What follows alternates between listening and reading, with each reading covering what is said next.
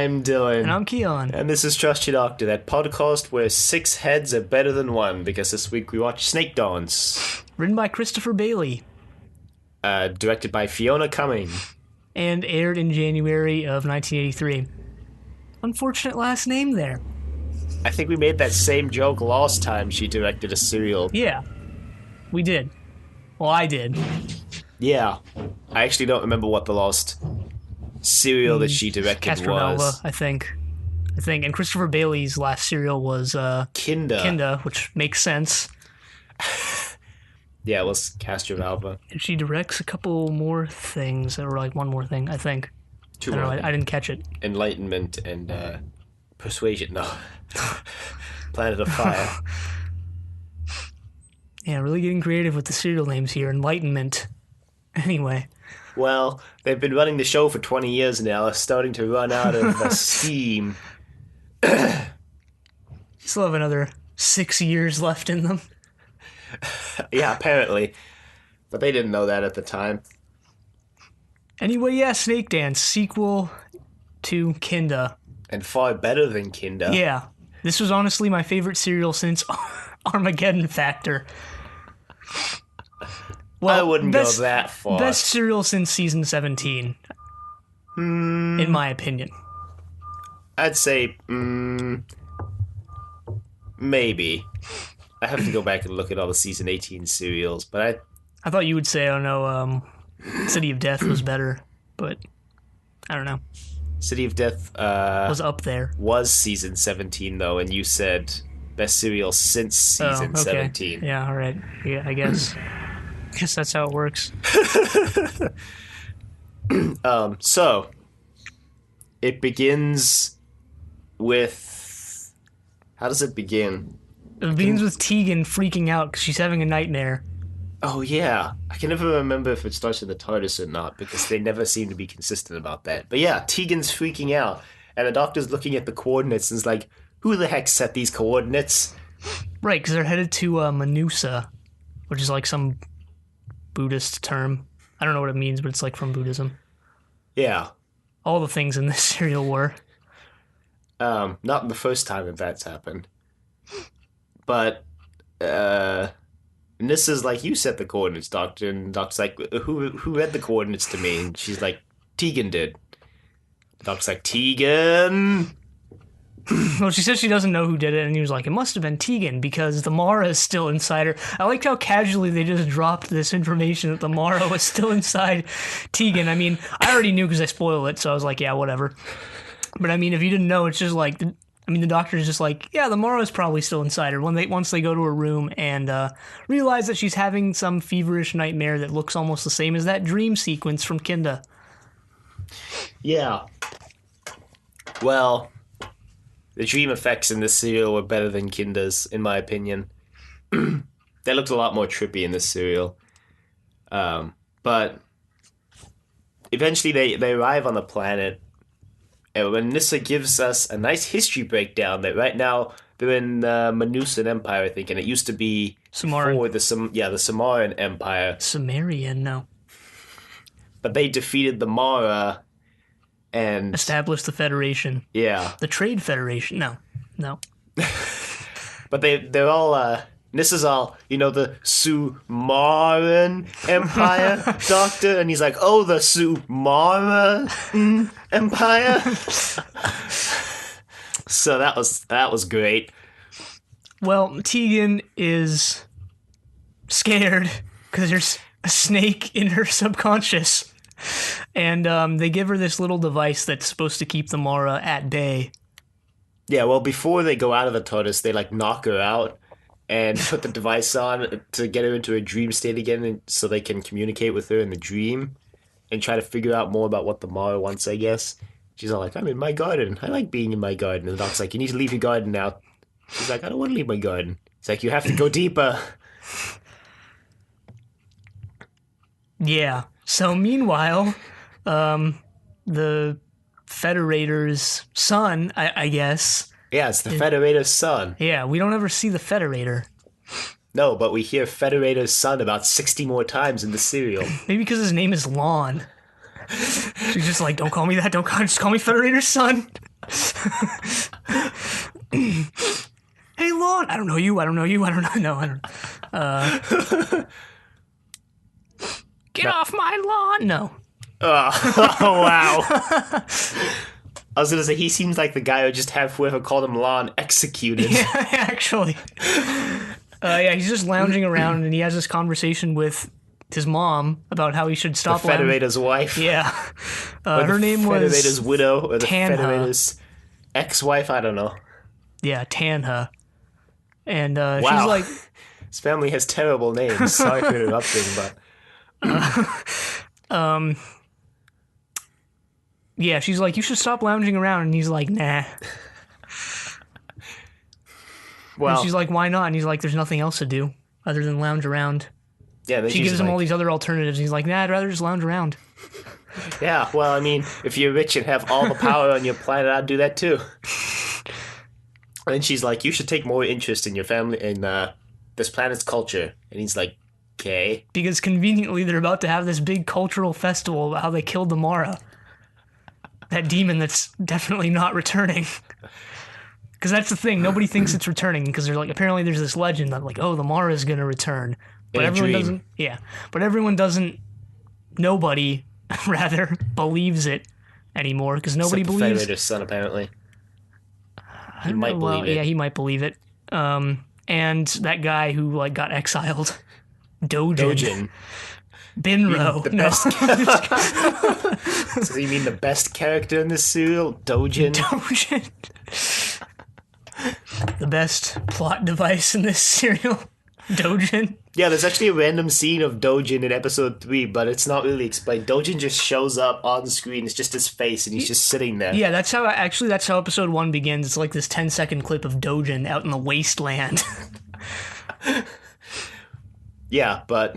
Yeah, there's a couple clips of Dojin throughout. You don't really know it's Dojin, or what he's doing, or why they're there. I mean, I guessed it was that was Dojin the first time they explained who Dojin was. I was like, oh, it's that guy. Yeah, but it who's doesn't tell you what he's exiled. doing, or why those scenes are there, until later when the doctor communicates with Dojin. Yeah, using the Chrysler logos. Did you notice that the crystals just look like the Chrysler logo? Some subliminal advertising there. I don't think... I don't know. I don't know how prominent the Chrysler logo was in the 80s. What if Chrysler took their logo from this cereal? They were like, hey man, that looks pretty cool, let's use that. Like in Yeah, a board meeting, Pretty sure that didn't happen. the intern's like, hey, so I've designed this new logo. What if Chrysler's trying to summon the Mara? Yeah, I wouldn't be surprised. Yeah, neither would I, be They're in honest. on it with Internet Explorer, who's trying to Oh, that's a throwback. summon the Cybermen. I don't know.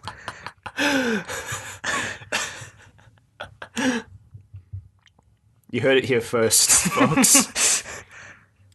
So, They're walking through this like bazaar type thing. I actually like this because it looks like Middle Eastern-esque. Like, I don't know, this society was like really weird because they had those like Roman guards, and then they had like this Middle Eastern bazaar, and then who knows what the heck Lon was wearing there at the end, and they even have, I don't know, the castle or wherever they're supposed to be hanging out. Lon and Tanha kind of looks European-esque. I don't know, just kind of an interesting mix. yeah, well, I guess this is jumping ahead a little bit, but I wasn't sure if these are supposed to be humans or not. No, I don't think so. Well, see, that's the thing. I assumed they weren't originally until later on when Nissa was talking about how like crystal was made, and she's like, it was attuned perfectly to the brainwaves of humans. And I was like, does that mean everyone on this planet was a human? Probably just meant humanoids or whoever they were, and I don't know. It's probably just the writer. Yeah, that's the thing, because humans also doesn't make sense because the crystal works for the doctor, and he's not human. Oh well. Probably one of those things the writer didn't even think twice about, and the fans were like, wait, are they humans? And written entire essays about it, and Well, maybe. But Yeah, so the Federator's son and his posse are going through this bazaar, and they go through this house of mirrors. Yeah, the guy's like, step right up, see your true self in this magic room. And Lon walks up and he's like, what is this? And he's like, oh, it's they're trick mirrors, sir. And he's like, sick, let me check it out. He goes in, he's like, wow, these are sick mirrors. And they leave and go to this real sketchy cave that I don't know why anyone would go into. Well, it's the opening to the cave is the Mara, so it's a snake mouth. head. Yeah. Kind of like the cave in Empire Strikes Back. Actually, just a giant space worm. I thought you were going to say the cave in Tomb of the Cybermen. There was just it just had a bunch of Cyberman motifs on the wall. Yeah, but the guide, what was his name? The Ambrel? Yeah. Yeah, he's like the head artifact collector. Yeah. He's like, he had an official title. He was in charge of artifacts. Yeah, I guess, or like history or something. But he got everything wrong, so. He tries to play off the cave like, oh, it was all naturally formed by a river. And we're like, no, no. And he points to the cave paintings on the wall, which describe some sort of ceremony, but they don't know what. And Ambrel is a strong disbeliever in the Mara. Yeah. He doesn't believe the crackpot theories. And at this point, the Doctor, Tegan, and Nyssa have landed the TARDIS in the bazaar, just kind of hidden behind some curtains. And they come out and they're like, well, let's go to the cave because Tegan saw the cave in her dream. So they go to the cave, but Tegan doesn't want to go inside, so the Doctor goes in. And then He meets up with Ambrel at some point. I was going to mention the dick salesman who comes up. It's like, hey, you want to buy some snakes? And Nissa's like, no, we're good. And then he just goes, no, seriously, buy some snakes. She's like, no, please. We don't want to buy some snakes. And then Tegan sees the snakes and freaks out and runs away. Yeah. Yeah, so Nyssa goes chasing after her, and eventually Tegan winds up in like a fortune teller booth. I forgot to mention Nissa's outfit. Oh, yeah. Her ridiculous outfit. Yeah, she's wearing... So her top is like vertical blue and like light blue and white striped, but then her bottom is just like some random yellow, green, and orange pattern. Yeah, it was kind of weird. Kind of? It's like a complete flip weird. from what she wore before. Oh. Yeah, well, I read that beginning with this serial, Sarah Sutton had requested that Nyssa be portrayed as more mature. So maybe they were like, yeah, all right, we'll go with that, but you have to wear this costume. More mature, huh? Wink, wink. I don't know, I didn't really see that in this serial, though. She kind of just seemed the same as ever. And honestly, Nyssa never seemed really that immature to me. Yeah, that was the thing.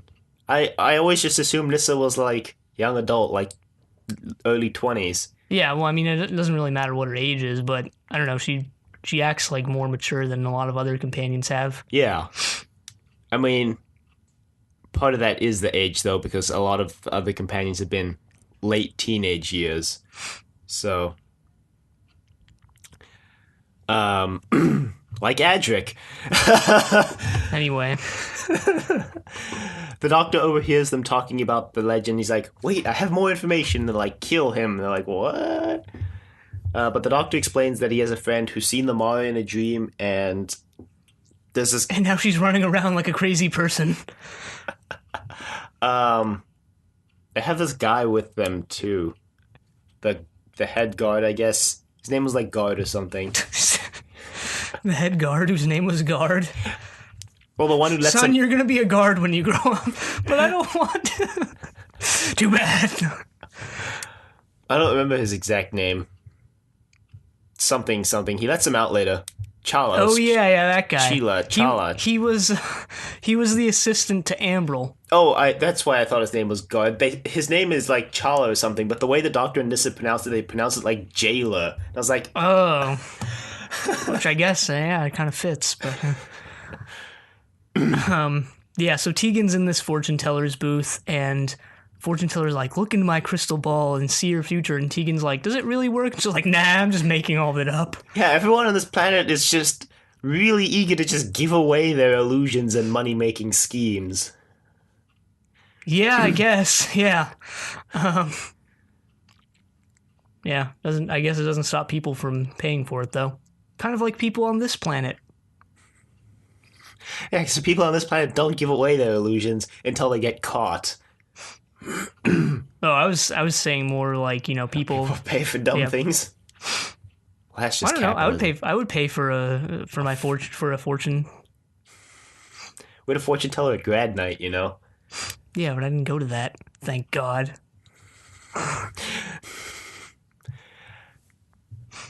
Yeah, it was the most obviously fake fortune teller I've ever seen. Just not gonna lie. I want to do one of those tea leaf things.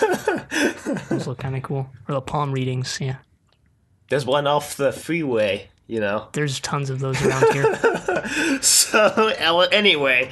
Yeah, Tegan sees a skull in the crystal ball and then it explodes.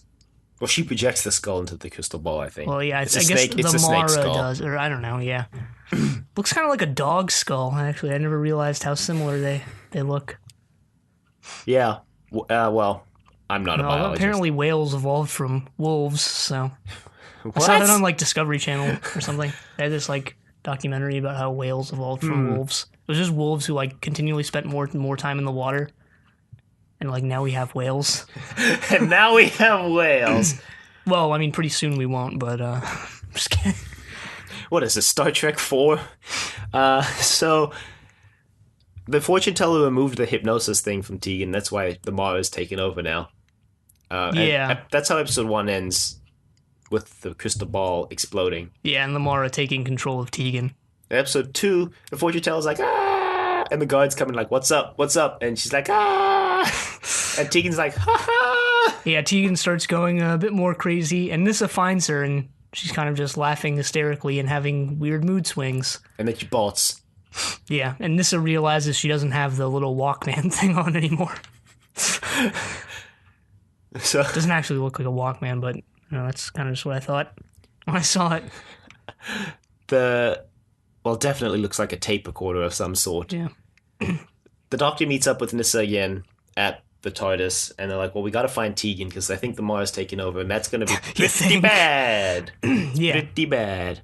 So they leave to go find her.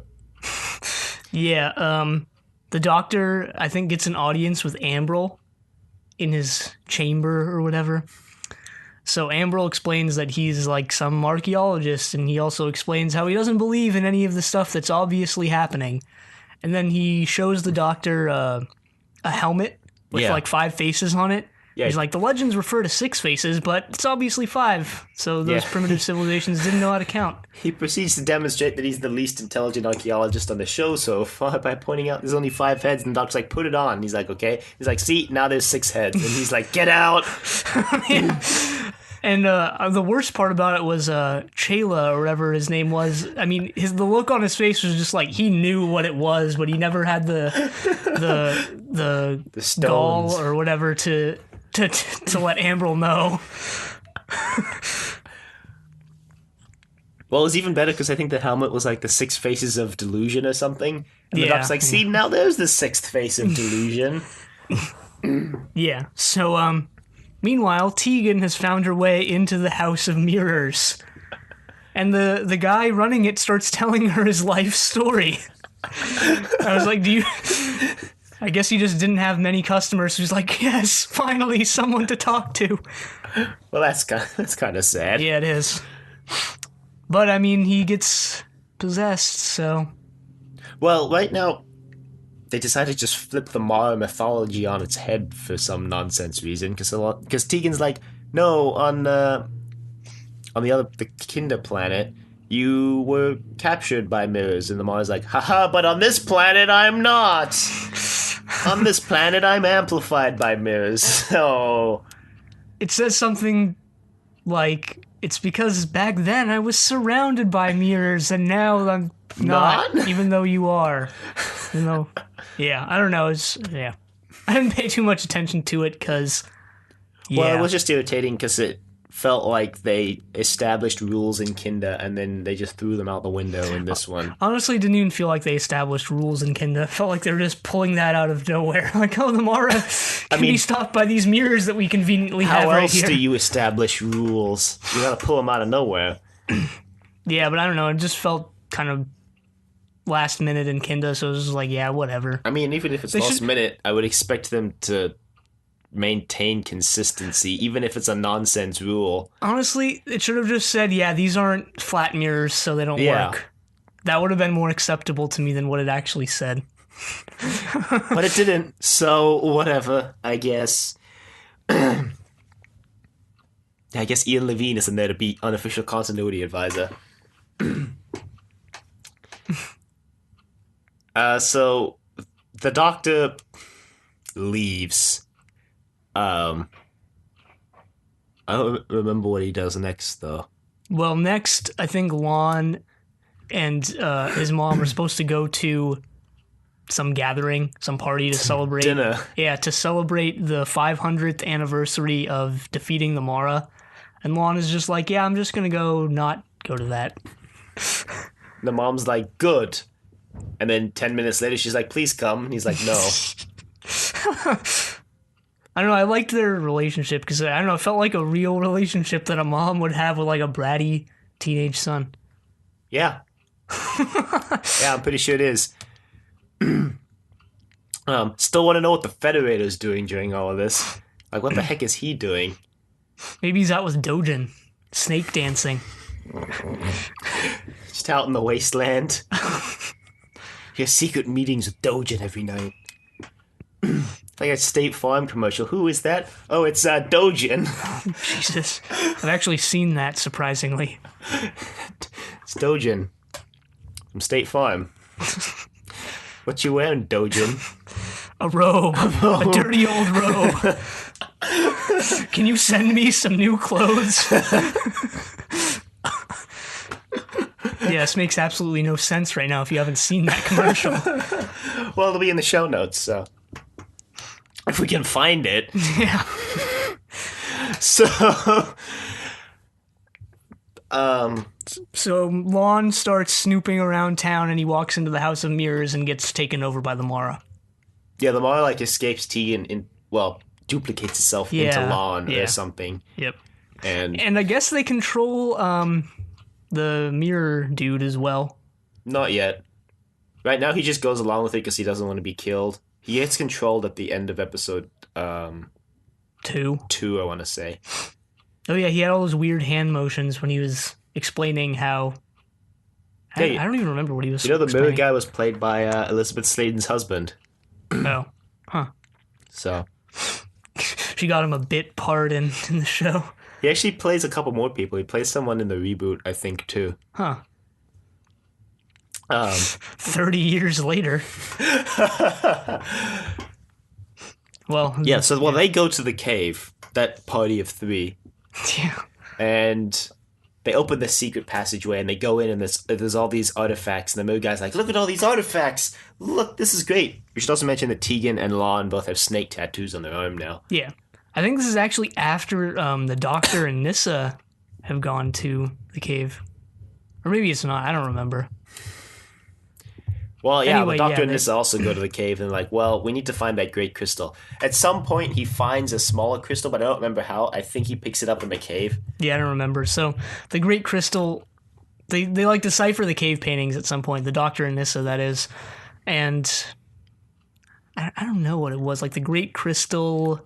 The great crystal amplifies... brainwaves or something. Well... They don't explain the whole thing right now, but later on, when Nyssa figures out that the Doctor's crystal was made by some species in zero gravity, the Doctor kind of pieces together the whole mythology. This is into like episode 4, but yeah, we can just explain it now. It was the Mara was going to use the amplified brainwaves of the people believing in it to materialize itself. Well, it was.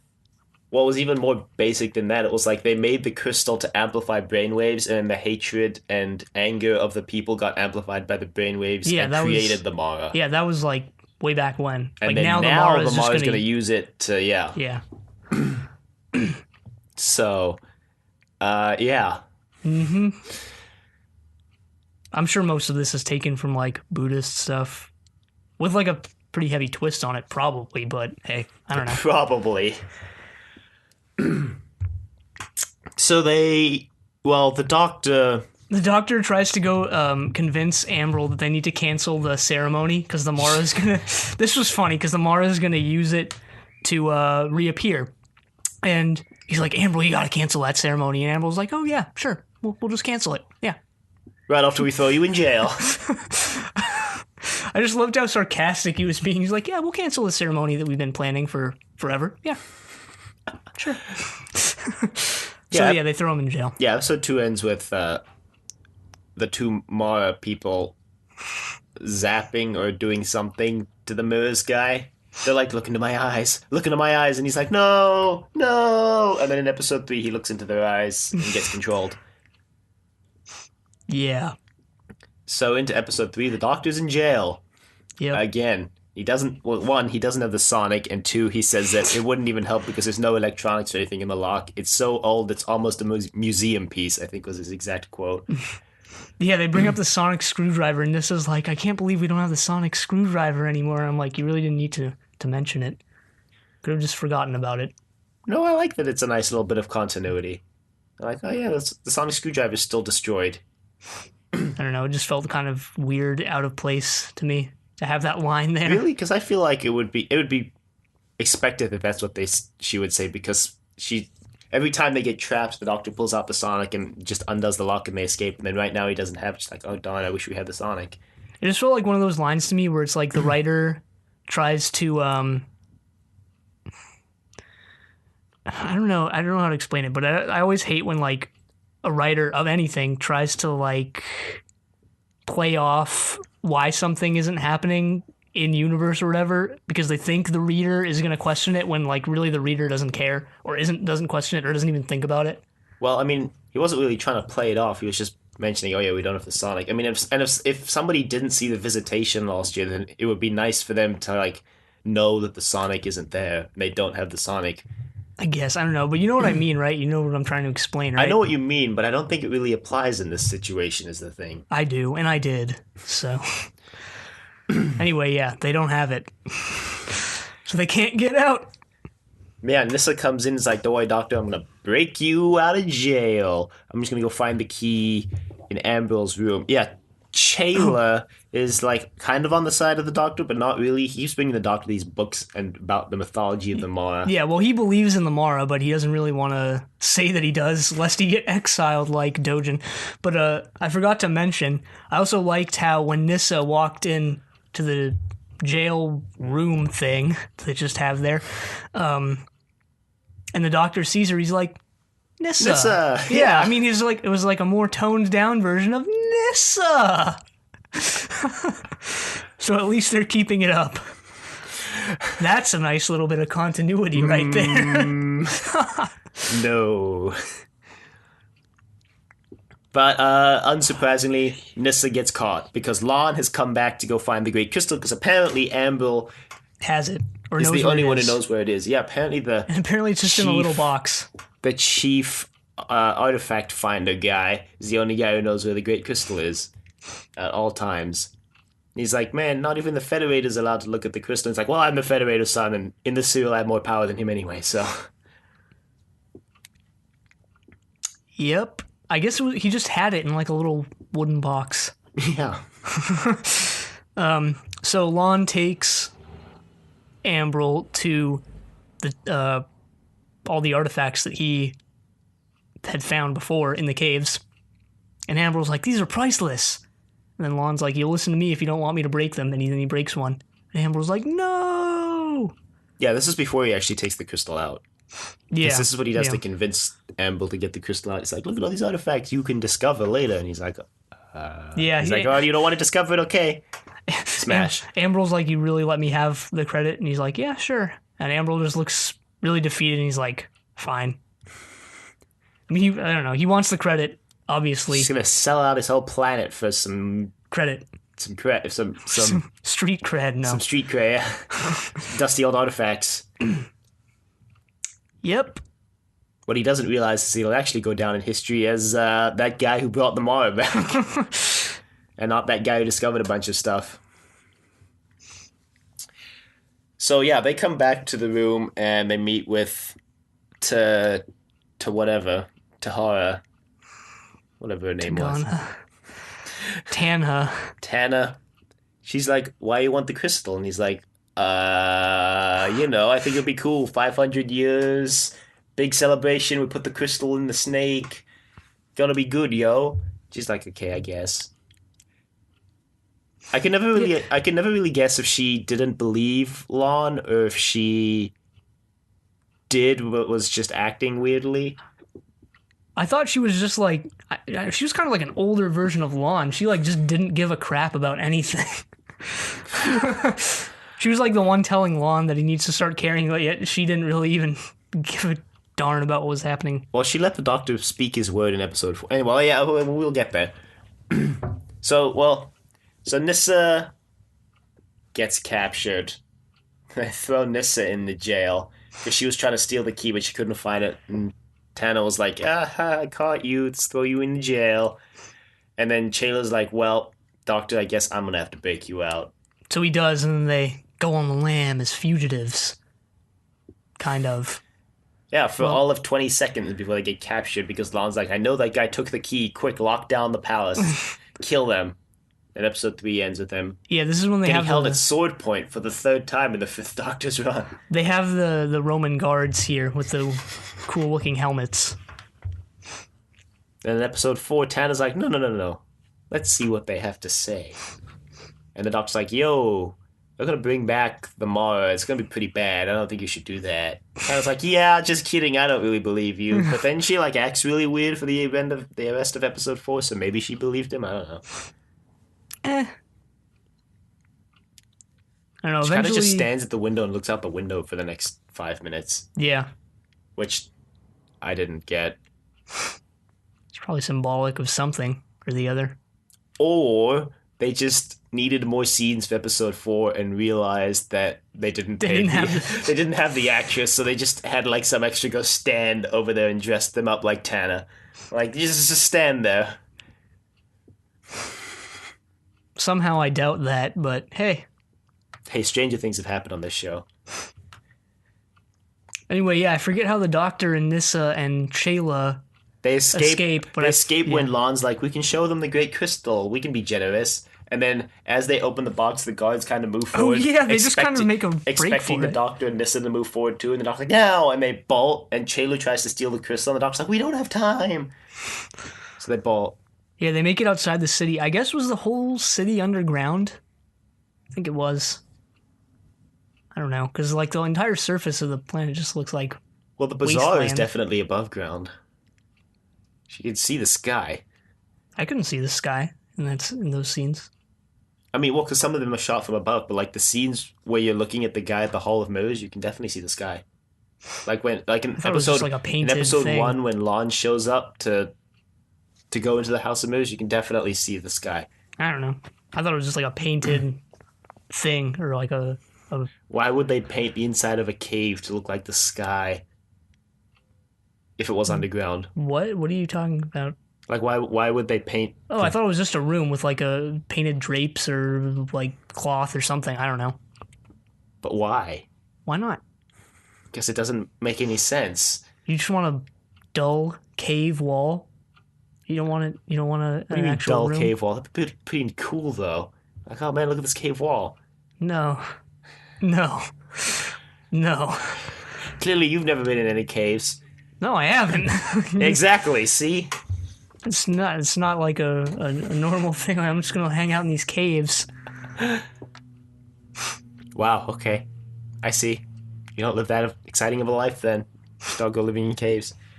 That was definitely the sky, though.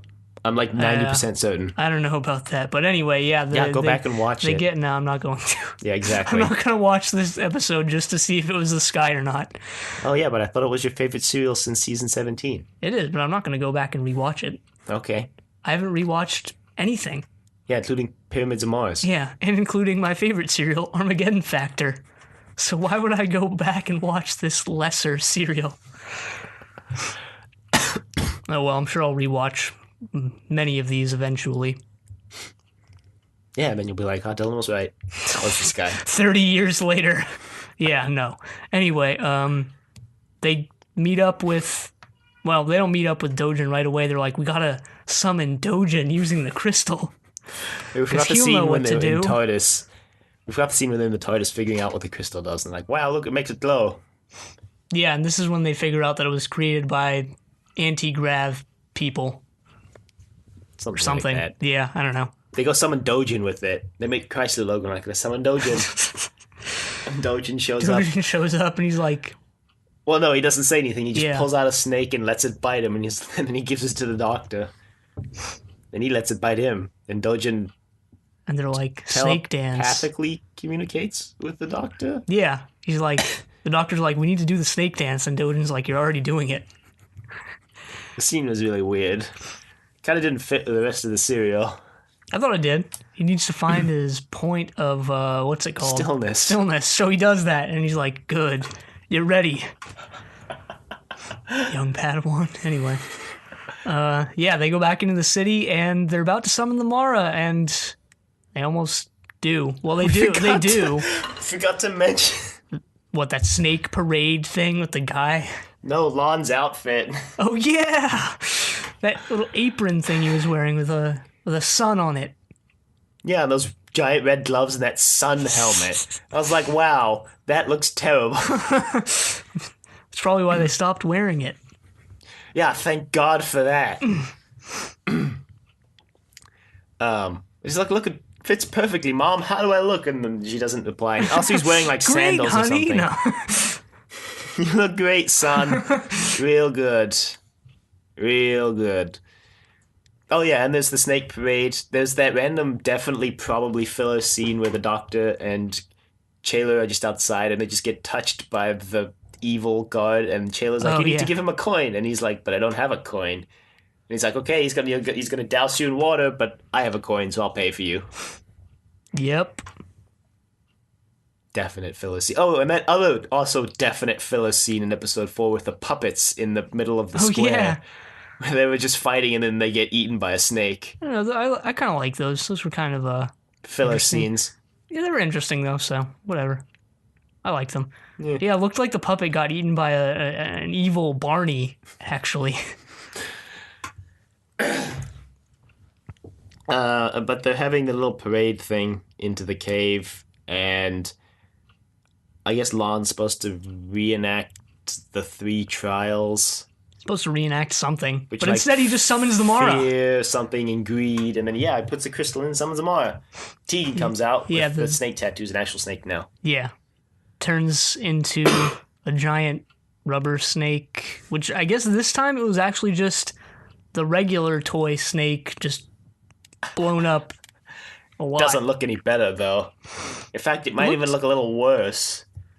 Than what? The one in Kinda? Yeah. I don't know. I think this one kind of looked the same. I would describe it the same way as I described the one in Kinda, which is that it doesn't look good, but I still liked it. Well, at least the one in Kinder, they hid the fact that it was a terrible prop by having really quick cuts to and from the snake, so you can never really make out what it was. But in this one, you just get full frontal shots of the snake. Finally. It's what I've really been watching Doctor Who for. Full frontal snake. Yeah, but everybody starts freaking out, and the Mara feeds on that energy, and the doctor's like, no, what are you guys doing? And then he just pulls out the crystal and finds his point of stillness. And everything's okay. And then you see a shot of the Mara lying dead, and the doctor's like, or Tegan, like, breaks down. She's like, is it dead, doctor? Because now she's finally not possessed anymore. The doctor's like, yep, it's finally dead now. Definitely not going to come back. What I liked in that scene was... Well, Dojin lends his mental power to the doctor to help out. But anyway, that was not what I liked. What I liked was Lon goes to attack the doctor to try to stop him, and he completely misses, and you just hear the doctor go, thank you, and he like runs up and removes the crystal from the wall, because Lon was guarding the crystal, but then he moved away to attack the doctor's like, thanks. And then he removes the crystal, and when he removes the crystal, the Mara dies. Apparently. Supposedly. Yeah, the Mara's definitely dead now. Apparently. Yep. Pretty sure he comes back in an audio drama at least once. Oh, I thought I came back in the show.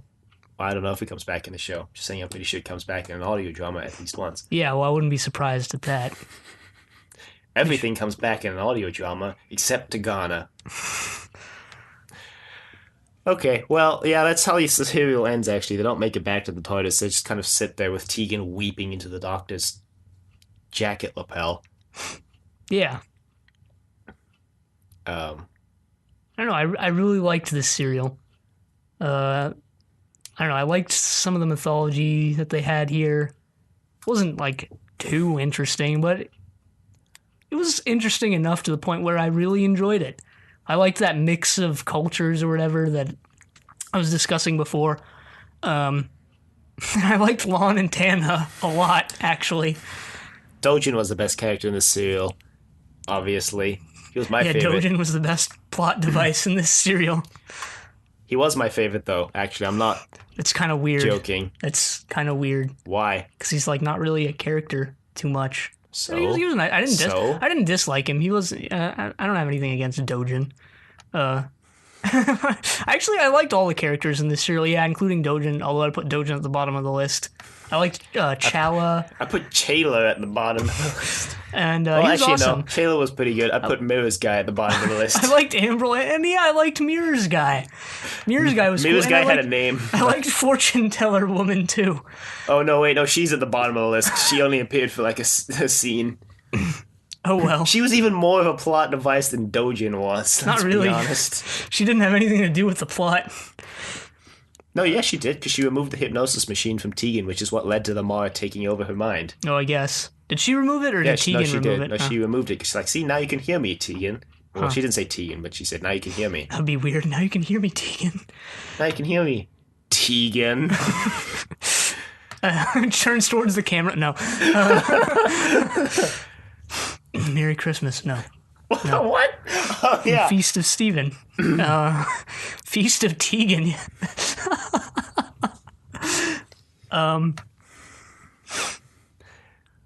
Yeah, no. Never mind.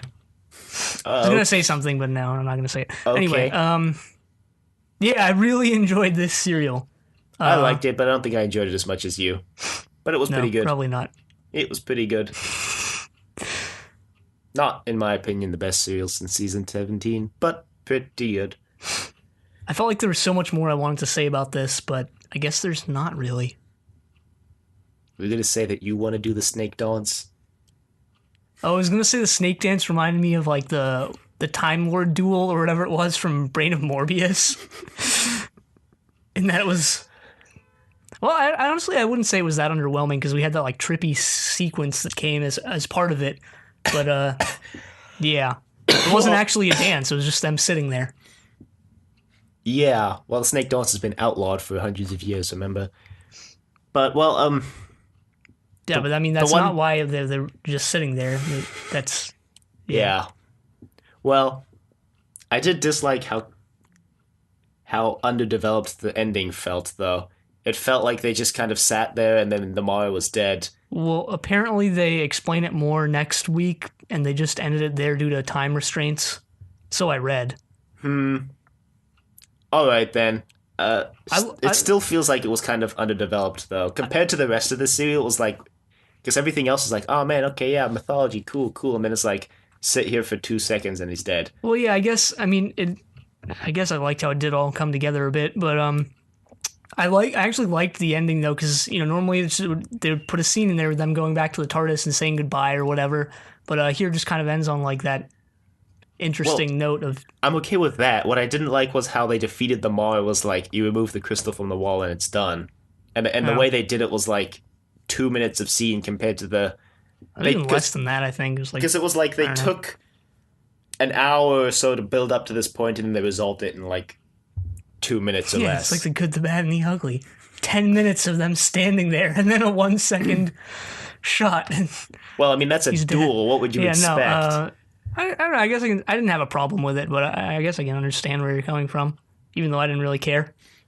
I mean, I guess it's just because compared to the big giant battle we had at the end of Kinder, which is like the opposite end of the spectrum because it was super drawn out, but like, I don't know, it just felt like it wasn't It just felt like it didn't fit with the rest of the serial because everything else was so developed, and then that bit was just so abrupt and quick. At least the Mara didn't go on a rampage and destroy everything. That would have sucked. That would have been awesome. Can you imagine that giant snake just going through that bazaar, crushing all the buildings? Wow, that's kind of sadistic. All right then. Probably also would have looked terrible. Yeah, but it would have made the cereal pretty good. Pretty good. Yeah, what this cereal really needed was more dead people. Because only the Mara died. Yeah, because only the Mara died. Unlike Earthshock, where we had like 60 people die. Anyway, I'm more looking forward to next week's cereal anyway. Email us at thedoctor@decorativevegetable.com. Questions, comments, concerns, angry rants, love letters, drawings of the Mara. You can find That'd us. be good, no. You can find us on iTunes, YouTube, and Google Play, all at Trust Your Doctor. Leave a rating if you like the show. Yeah. Check us out on Facebook. Also, Trust Your Doctor and like us on Facebook. And also check us out on Twitter at TOID Podcast and follow us on Twitter. And next week we watch Modern Undead. But until then, the end.